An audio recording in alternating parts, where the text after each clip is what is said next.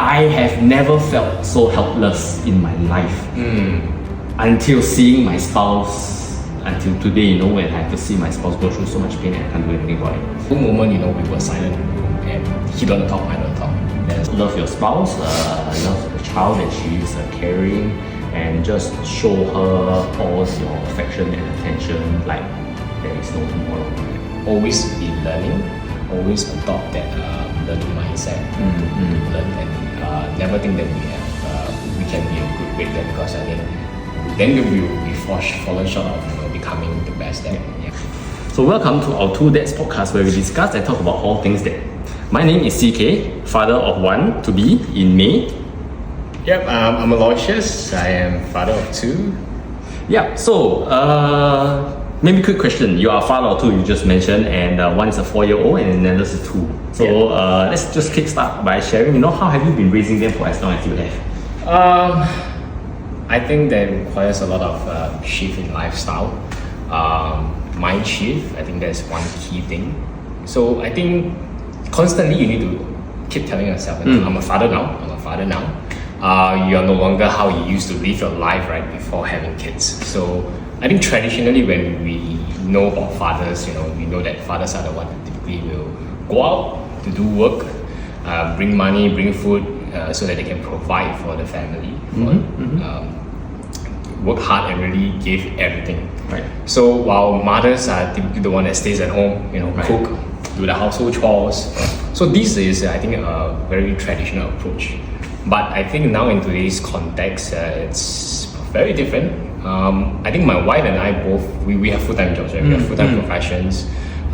So we really play equal roles and equal parts in helping to maintain the household, providing for family, caring for the family, doing household chores on weekends, on the evening. So it's really a balance of both of us play equal roles in being parents in this household. So like example, if my kids need to go for medical appointment, if my wife can't make it, I will take a leave, to bring him to the polyclinic, get his jabs, get his medical review, and I have the rest of the day to spend with him because he can't go to school. So what I do is usually I will just bring him out, to chill somewhere, And that's what typically I would do. And remaining days really spending quality time with the kid. And likewise for my case, if I need to work overtime, some cases if I need to spend time being here, this podcast, my wife will have to settle the kids, getting the kids to bed, and that's how we take turns and play our parts in helping out in the kids. So CK, maybe you want to share with us a little bit about your profession. I know that you are full-time as well and you're going to be a dad, so maybe share a little bit about yourself. Yeah, so you were just talking about how, traditionally guys are supposed to go out to work and this kind of thing. I myself have a full-time job, so I'm a software engineer. And your typical 9 to 5, you go to the office at 9, come back home at 5, and then, you probably only have the evening back at home, right? You spend most of the time in the day at work. So, have a kid coming in May, so daughter. Congrats. Yeah, thank you. It's a daughter. So I kind of wish you had a girl, right? So you can give me some of the advice, right? You have 2 sons, right? So I'm not sure are there any overlaps, between guys and girls, or are there any differences that we need to take note of? But looking forward to this brand new journey. So feelings wise, a bit, I don't know, excited, a bit nervous, right? So because first kid. Right, you went through 2, so maybe you can talk about that a bit later. But first kid, right? Not sure what to expect. Been doing a lot of reading, talking to my wife, discussing about a lot of future plans and whatnot. But it's just an unknown right now, right? Like, are we going to be good parents? How are we going to raise her? Are we prepared in that sense, lah? So I'm really looking forward to pick your brain on this, right? Your experience, your 4 years of experience with 2 kids. So really looking forward to seeing what kind of insights and advice you have. I think you shared your emotions, right? Excited, nervous, and I think I'm not sure about you, but when I first found out I'm going to be a dad, I think the emotion is there's a lot of emotions going on, right? I'm super happy, super excited. Obviously, it's not I wouldn't say it's the same for everyone, Yeah. right? Because not everybody will have that feeling. Because some of them, when they found that, hey, I'm gonna be a dad, some people will be like, oh, what?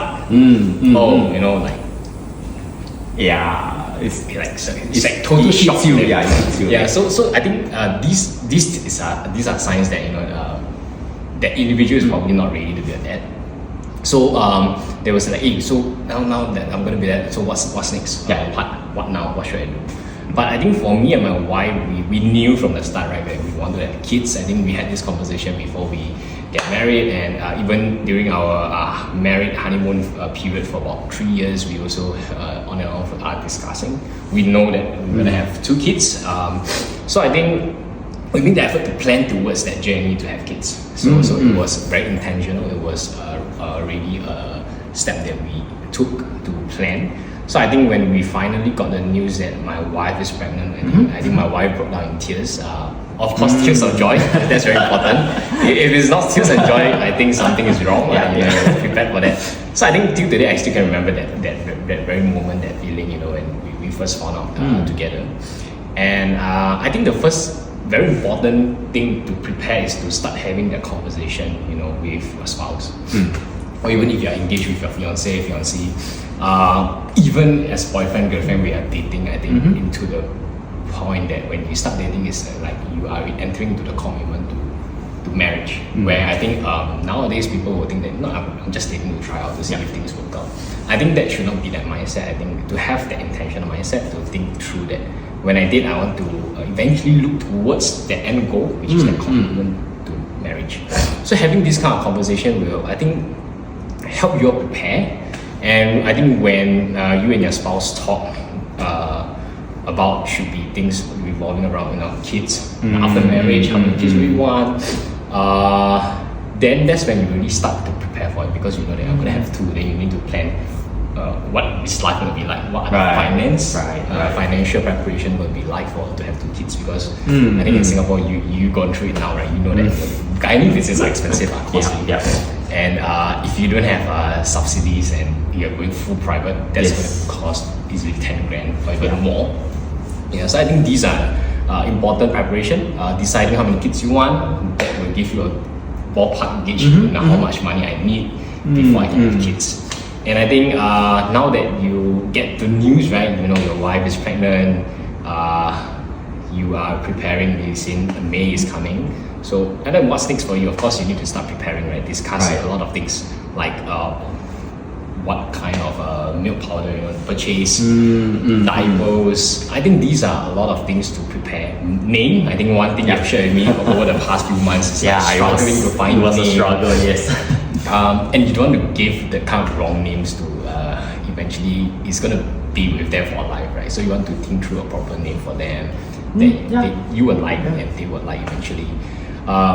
So a lot of things, caring for babies after leave, after your paternity leave and even your wife's maternity leave ends. So what's next? So these are the things to start to talk about. And I think there's so much more to talk about. Yes. The surface, right? So I think very important is don't wait until the baby is born, then you'll be like, oh, okay, so what's next? And you call my friend to ask, hey, my baby is born, what should I do? Like, that's really too late, right? I think during the whole pregnancy, you have 9 months to prep for that. And it's not 9 months of doing nothing, right? It's really 9 months of preparation. And prior to that, when you already talk about having kids, you are already having the mentality to prepare yourself. So buying maternity insurance is really important. I think that is one. So did your wife purchase one for herself?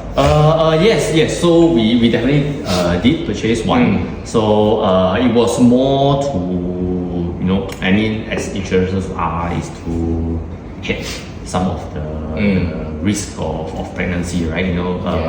Pregnancy trauma is something very serious, right? It's practically life or death kind of a process. So we do just want to hedge the risk, and which is why we did get maternity insurance quite early on. I think you can get it. Was it 4 weeks or 4 months into the pregnancy? I'm not so sure about that duration. I think there are a lot of maternity insurance out there. So I think you can just reach out to your financial advisor, ask for opinions. Correct. I'm sure you got one as well. Yes, definitely. Both times we bought almost the same kind of insurance coverage. Right.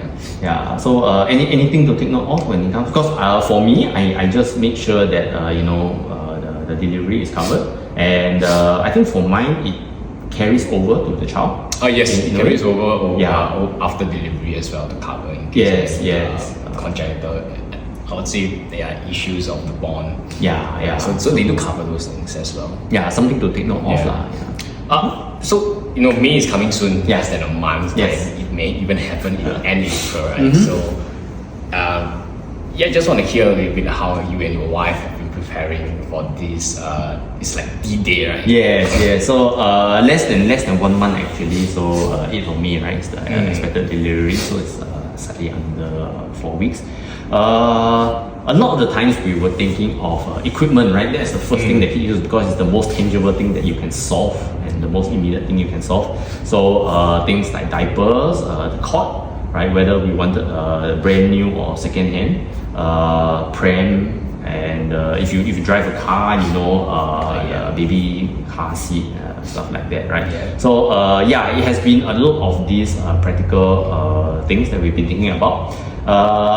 Because at the start when the pregnancy just began in the second trimester, you don't really see the belly yet. Movement is still not limited, right? Or rather, is a bit more free for my spouse at that point in time. So we didn't think too much about the limitations in her mobility, right? But as time progresses, when you enter the third trimester, the belly starts getting bigger, the baby starts growing faster, they kick more, stuff like this, right? So and when they kick in the wrong spot, it either causes pain or discomfort, and that limits the mobility of my spouse lah.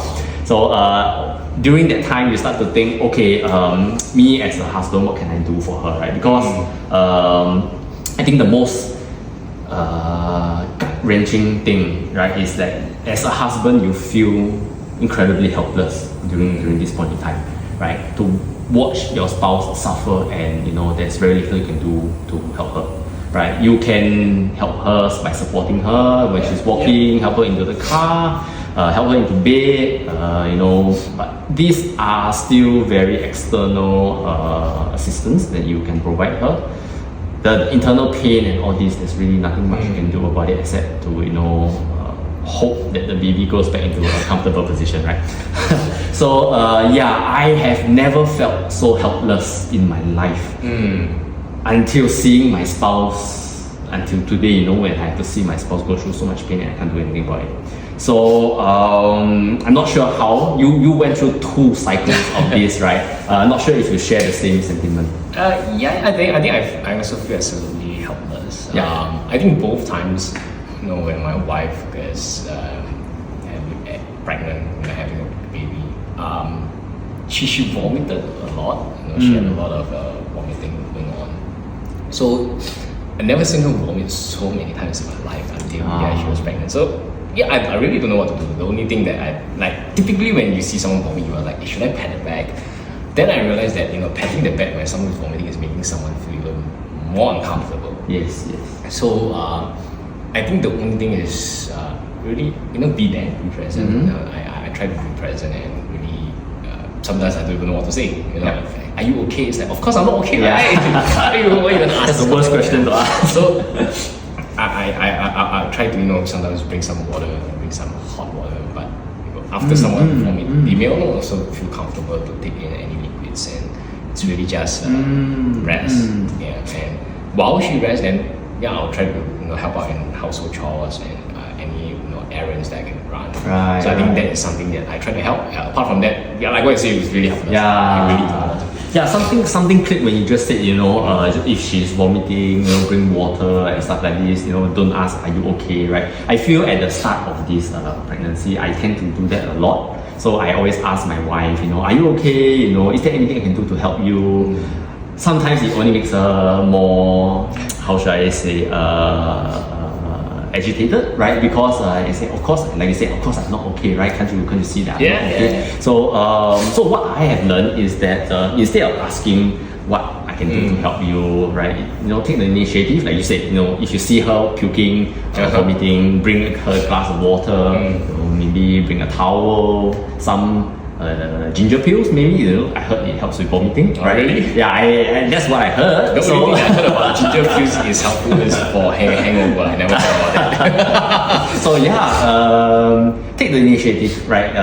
Would be my suggestion, or at least that's what I felt worked best. Because even though they are going through the discomfort and pain, right, they are still aware of the things that we do. So maybe when they calm down and then they can start to process things normally, and then they will see that they're actually taking initiative instead of taking instructions, right? Which I feel I am at fault for committing quite a lot, because I sometimes wait to take instructions from my wife. Can you please clear the laundry, or do the laundry? Can you please take out the trash? This kind of thing. So I think it's a mental shift for me. Just take the initiative, and I think once you prioritize her as the first thing in your list, right? She's your first priority. I think, and the rest will follow. I think that's really a good good sharing that you have just shared. Yeah. So talking about earlier on, you talked about feeling the baby kicks, everything. Yes. You probably have tried first time feeling that small little movement. Yes.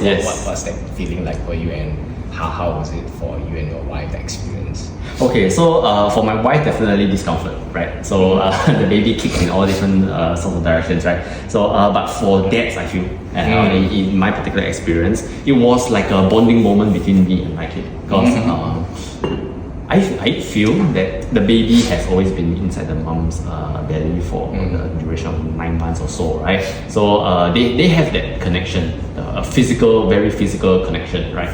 But for dads, because we don't interact with the baby in the way that moms do, so there is always a disconnect, right? So we don't feel bonded with our infant as closely as the moms do. So being able to feel the kicks, in my opinion, is a way to bond. And I heard the baby's hearing develops somewhere in the 3rd trimester, so they can actually hear you. Not sure if they understand, but they can react to sounds and things like that. So once I heard that they can process sounds, or rather they can react to sounds, so I felt a sense of warmth, and it's a very nice feeling, because when I talk to the baby, I do talk to the baby, right? Sometimes you every night. Yeah, every night I do. Most of the time is telling the baby to stop kicking mommy. She cannot sleep. But most of the time, calling out her name, saying I'm here. This is your dad's voice, right? Hopefully, when she's birthed, she can recognize and feel comfortable on my voice. So I do take the time on a nightly basis to just interact with the baby. What about you? 2 sons. The first one, I think the kick is the very first time I experienced it with my wife. It just felt like, what's this small little thing? Right. It just suddenly it's kicked. quite like, foreign. It feels very surreal. When it first happened, it was like, now finally I can feel a being that I need to be responsible for. That eventually when he will just come up, and I think the thing is, you don't know how this baby will look like, and that whole emotions is like all over the place. You don't know how he will turn out to be, how he or she will turn out to be, how he or she will look like, how he or she will come out, big size, small size, and it's just pretty amazing, that feeling. So I think thankfully our firstborn was not that aggressive. He didn't kicks all over, but the second one was a terror. He kicks hard. To the point that my wife was like, sometimes you feel that pain. So that's when you know that the second one that is coming wouldn't be that easy, and I think we experience it now. Looking at his character, his behavior, it's unique. It's very interesting. So I think that's our experience. I think for my wife, she's probably probably your wife does it too. Like every time when baby cage, feeling, trying to. That kind of physical touch that they have on a daily basis. Yes. So I do feel it's important, right? It's a good way for dads to bond with the kids, right? Because you won't really have a connection until after the baby is born, right? So I do hear like some friends who are dads already, they sometimes feel, who is this? What is this thing that's coming out of my wife's body, right? Because there's a disconnect now, I would say. Yeah. So I think it's good to do take the time to know the baby when they're kicking. Yeah. Well, many times like husband and wife will often say typically they have no preference for baby gender. Yes. I mean, some of our people, some of the husband and wives that I knew of, couples, they know that they wanted one boy, one girl. Some wanted boys, some wanted girls. I mean, we know a lot that say no preference, and including yourself. When I first heard the news from you and your wife, I said I asked, so how do you have no preference, any preference for gender? Yes. For your first baby, right? So maybe you share your exact emotions, on that exact day that you find out about the gender. Both you and wife, what was the emotions and the reaction? Yeah, okay, so I remember that day very clearly because for my wife, she is okay with either gender, right? Priority was a healthy baby, and I think that's the most important thing. I too want a healthy baby, that's first and foremost. But you told me you have no preference at that point of time. Yes. But when you shared the news, your face was different. No preference because healthy baby is first and foremost, right? But then once I found out that I'm going to have a baby girl, right? Everything changed. So it's not that I wanted a son, right? In fact, I prefer to have a daughter, right? And I think that's very different from the times in the past where everybody wants sons, right? Especially in non-traditional Chinese families, they always want the first one to be a son. So for reasons beyond me. I was very happy to find out that we were going to be expecting a girl, right? Because I feel girls as the firstborn, they tend to express their emotions a bit more, right? So and in that sense, I feel it's easier to form a connection, right? I'm not sure if you feel the same way, but I feel when it comes to boys or guys, yes, they more active. Yeah, it's easier to handle them. It can be a bit rougher and stuff like this. But when it comes to the emotional side of things, it's still a bit harder to connect with them. At least that's my experience growing up because guys, in society, are being told to you must be tough, right? When you fall down, you cannot cry. Don't cry. Tough it up. So. I'm happy to see that that's changing right now, right? So, but we grew up in that time, right? Definitely. So it still takes a bit of adjustment for us to be able to be a bit expressive, right? So, I was happy to have to be expecting a daughter, right? So hopefully it works out, right? And hopefully she can pull my emotions out more, so that we can be a more tight-knit family lah. So, but you have two sons. Any ideas or feelings about that? I think from the start we always have preference, like the preference to have one boy and one girl with no particular order. So when the first one found out, it was an interesting thing, the guy in Lina even asked us about you want to find a picture. So we went to this guy at KKH. I think he's one of the quite popular one, private guy in KKH. So both our sons delivered by him. So the first time when we were at the gynae visit, I think that was probably about, I can't recall, maybe 12 to 16 weeks old. So he was like doing a scan, like, you want to know gender? I was like, okay, we haven't even finished. Like, look here, the penis is here. Okay, thanks. So I was like, So that was the first time we found out, and I was like, okay, pretty. We are excited. It's not that there's no disappointment because we wanted one boy and one girl. So the second time when my wife was pregnant, and in my mind I was like, okay, both of us prefer girls, but there's also, if we get a boy, we are fine with that. So, but deep down I know that I probably wanted a girl more. So my wife, she says that she has no preference if it's a boy, and she's also happy. I'll also be happy. So the second time we went to gynae, it was like we didn't expect that we can find a gender. and then he was scanning. He was like, "Do you want to know gender?" So I was like, "Okay, that's the moment of truth, right?" Yeah. So I was like hoping that it would be a girl, because I wanted one boy, one girl. So when the gynae said, "Look at the penis," my face changed. My wife saw it. Yeah. I was like, okay. I literally just like. Yes. But that being said, I still love both my sons. Of course, yeah. They are fun. Preference is one thing. That doesn't mean we don't love our children equally, lah. Which is very interesting because I notice a lot of guys these days, especially our generation, they all prefer girls, which is very interesting. Don't you agree? Because why do you think that's the case? I have no idea. Yeah, to be honest, I have no idea. But I mean, I prefer. I mean, I'm fine with both boys and girls. If I'm gonna have just one child, I mean, either gender is fine. Yeah. No particular preference. But if I want to have two, definitely I want to have a preference of one each. Yeah. We can't control it. Yeah, right? there's no way. I heard of a lot of people say, your diet during that whole process, you must watch certain diet. You must not eat these, but eat more of those. Yeah, some say it could be your siblings. If you have more sisters, then most likely you're gonna have a daughter. Some say it's genes. If your parents have I have a brother. Yeah. So that boy's genes is so strong maybe that it can pass down. That I don't know how true is that. I mean, I study biology, but my biology is already handed back to my teacher.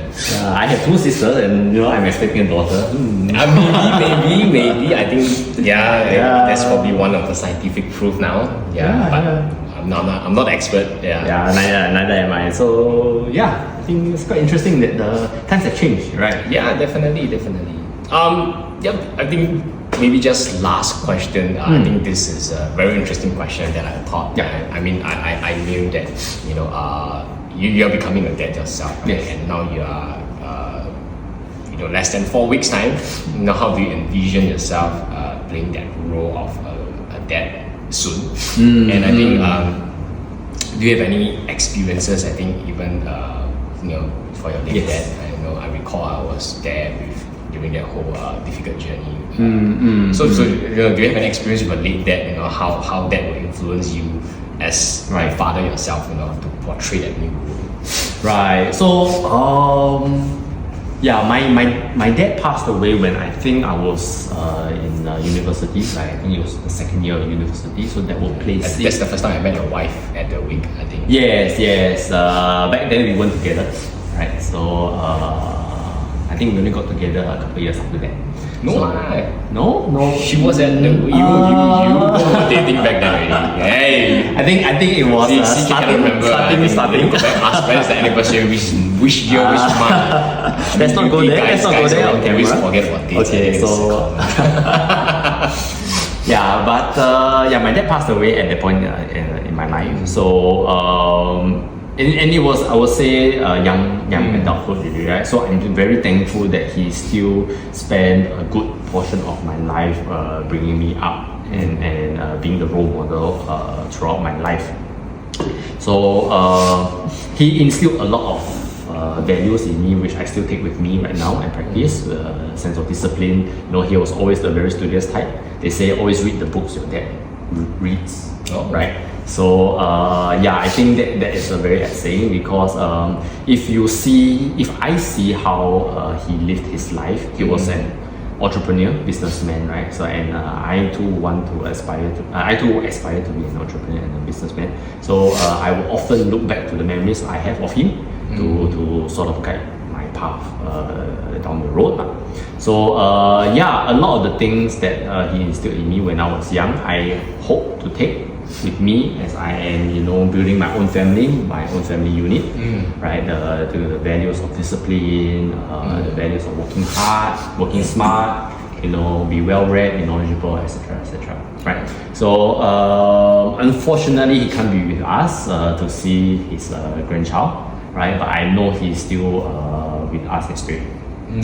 So that being said, how that is going to affect me building my own family unit, right? Like I said, the times have changed. I would say as recent as his generation, or rather my generation growing up, right? There are still two schools of thought. The traditional schools of thought and the more modern schools of thought, right? Spare the spoil the child. That's the mentality that we grew up in, right? Primary schools were different, you would spank the child, beat the child with a ruler, and that was still acceptable back then, right? Right now, you can go ahead and try it, we'll see what happens, right? So, so it's very different, right? But not saying one is better than the other, but obviously I would prefer the later approach, right? Be more understanding, try to make a connection with my child a bit more, hopefully she can understand where us as parents are coming from, right? Explain things to her a bit more, less of the physical approach, right? More of the communication approach. I would hopefully like to take that kind of approach, raising her up now. And it's very different right now, right? A lot of materials out there to help you raise your child as compared to before, where you only have hearsay, right? You ask your aunts, you ask your uncles, how do you raise your child, or all this kind of thing, that was the only information you had. There was no internet, right? We grew up in a generation where we are in the middle of the transition between the previous to the digital age, right? So it's much easier now for resources and materials, books, plenty out there. So hopefully I can raise me and my wife can raise our daughter with love and care, kindness, and she can see where we are coming from, and all the communication that we will have out there. So what about yourself? 4 years already, right? So how you can actually tell us that what approach you took, and has it been effective? I don't know. I think every child is different. Every parents are different too. Like when we had our first kid, we tried a lot of things and it worked for him. We thought like, hey, we found that that formula, that whole like Bible of things that we know that we thought I mastered. We mastered.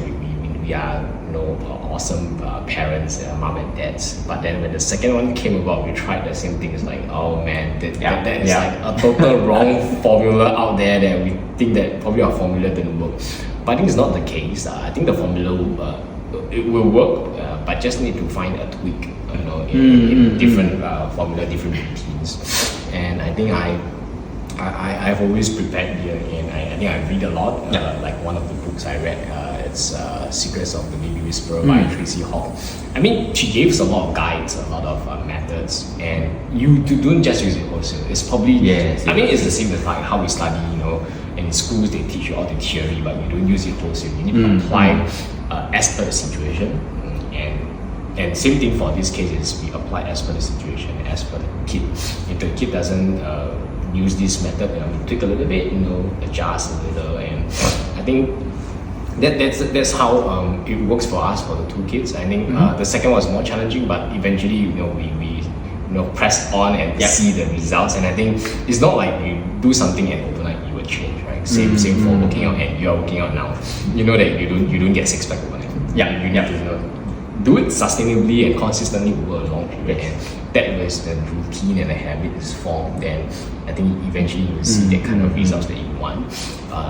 When it will happen, we don't know. It really depends, and that's how we raise. And I think growing up in a more challenged family in the olden days, right? Like what you say, there's a lot of traditions. We are same era, right? Growing up is a lot of about rods. I don't know, sometimes belts, maybe. Those times. Toughen up is really like toughen up, right? And I think we get the idea is because back then when our parents grew up in that generation where Singapore is still developing a lot of things, going through a lot of hardships, and you ask me, do I spank my child? I do, but I'm not abusing them. So fellow listeners, don't think that I'm abusing, but I'm not. I think it's balancing between the rationale and reasoning. Yes. I think I discipline them. Not every time I will hit. I don't think I hit a lot. Once in a while I will spank their backside, of course. if they are undergoing their disobedience and Yes. they are naughty. And I think it's also looking at the intention. Some of the things they don't know, then yeah, we need to teach them, right? And if they do it, like for example, they push or they hit someone, on top of that, and sometimes I think the challenge is, because we are already feeling the emotion of rage and anger. Yes, And yes. sometimes we may discipline out of rage and guilty. I mean, I do it sometimes, and after doing it, you feel that there's that guilt. So that's why I mean, I do feel it, and most of the time, I think traditionally, how I was brought up is that guilt wasn't explained. Yes. Why yes, do I do yes. it? And just leave it as hanging. Yes. And that's when I think in our generation, a lot of parents, especially dads and their kids, right, they didn't really have that proper closure because after hitting, it's like, oh, my dad doesn't love me. Yes. That kind. So I think I always make a point to really talk out with my son, explain to him why, do you understand why I just did that? Do you understand why I scold you? Do you know why? What should you do? And sometimes he will think, he will rationalize, and sometimes he really just say don't know. And I think when he was like 2-3 years old, he don't know. I think it's natural. How would you expect a 2-year-old or 3-year-old to understand things? So it's really slowly teaching and inculcating that kind of knowledge to them. And I think proper closure is very important. They cannot just go to the bed and just my dad just spanked me, and then they don't know what happened, Yes, why did he even yes, hit yes. me, that kind of thing, Yeah. why did he even punish me. So I think I try to do that to close it off with him. Right. And of course that's with the older one. The second one, I think he just turned 2. He's probably still developing a lot of ways, and he do understand, but takes longer. Different, like I say, different Yes. child, different speed different of speed, learning. different. Yeah, so sometimes he will just they will throw a tantrum. I think it's common for babies. Yeah, it's just being patient, but at the same time being firm and knowing how to discipline.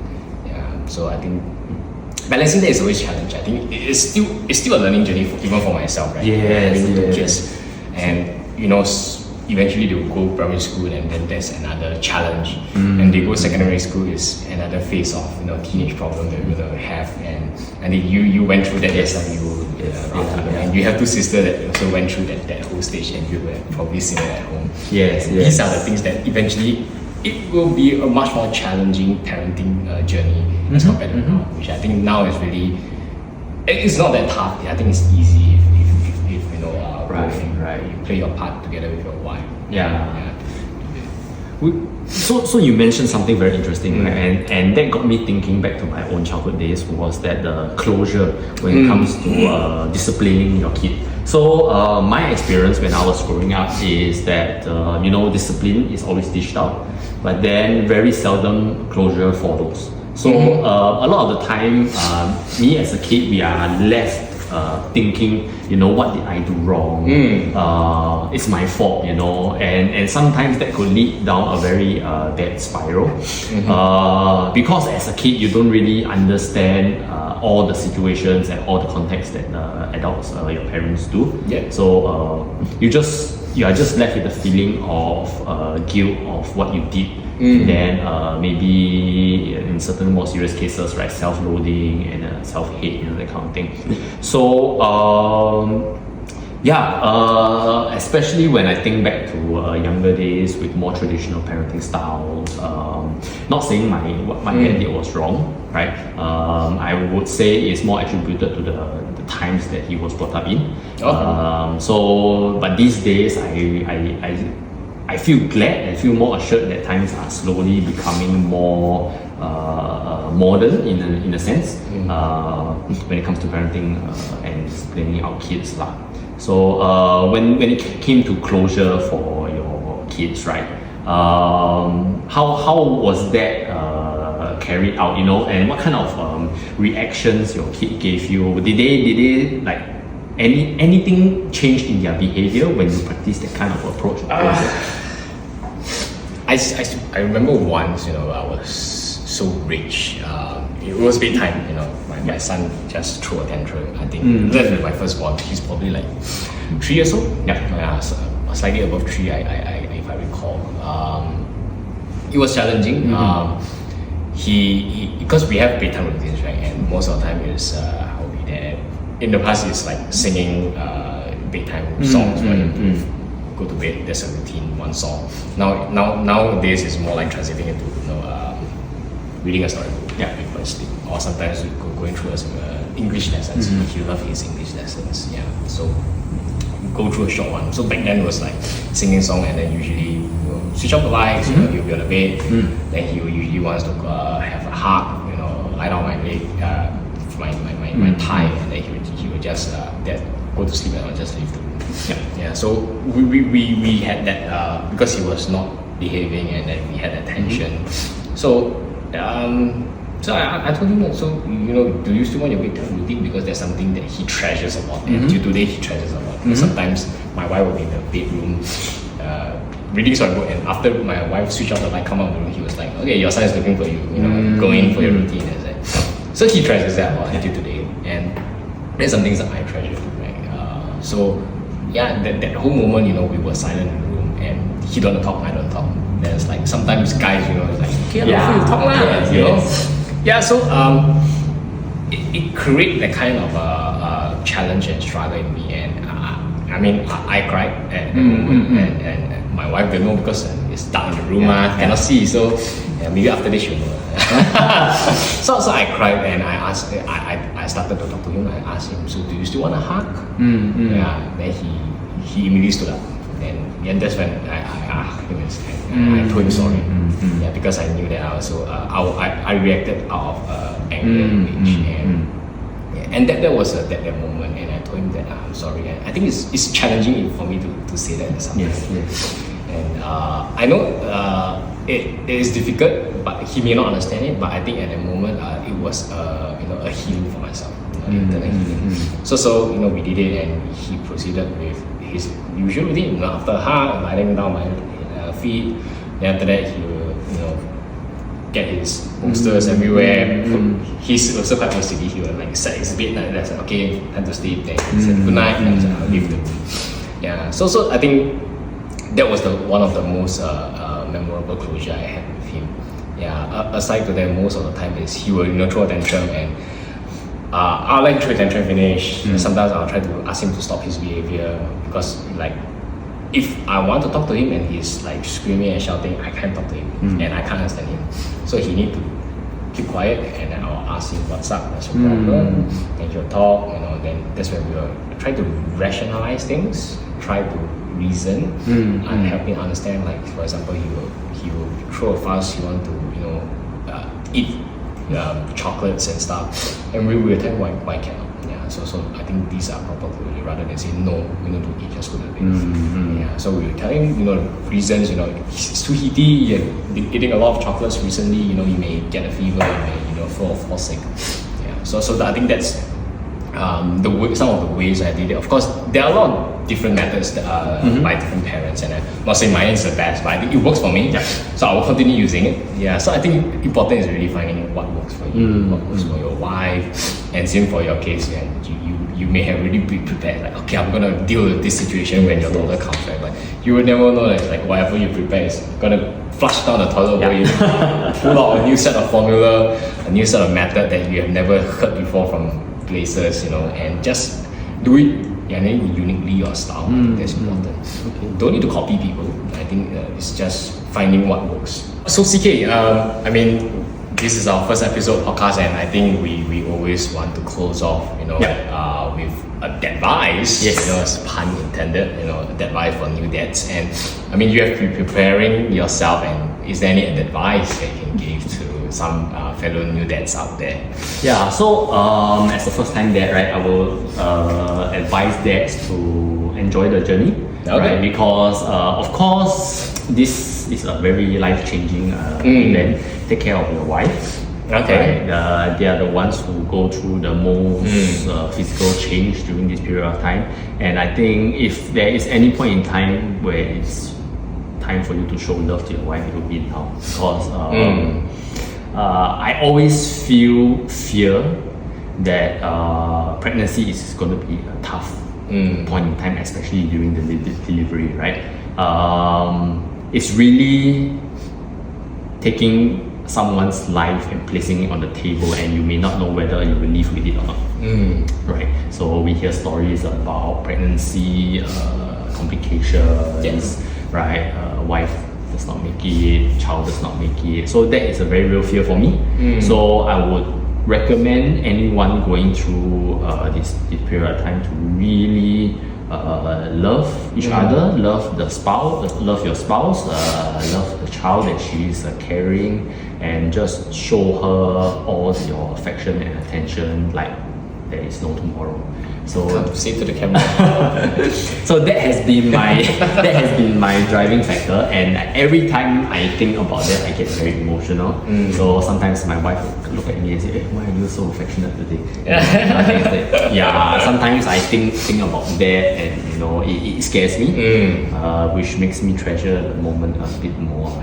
So yeah, you can think about all the difficulties you have during pregnancy, what things to buy, what things to get, how you want to raise your child, and all this kind of thing, right? But nothing beats loving your wife in that moment. Yeah, I think that's very nice advice to our fellow dads out there. Thanks for doing that. Then what about yourself? You know, someone who has 2 kids. I would say never be complacent. It is still an ongoing learning journey, right? Until today, I'm still learning, and doesn't mean 4 years I've mastered that. I think it's always learning. It's a learning process. I think the advice is to always be learning, always adopt that learning mindset to learn, and never think that we can be a good great dad, because I think then we will be fallen short of becoming the best dad. Yeah. So I think that would be the one that I would give. Alright, so with that, that's the end of our very first podcast. Hope you enjoyed this journey with us and managed to take something away. Yeah, stay tuned for more podcasts and episodes, and we hope that we can find more topics that can resonate with you guys.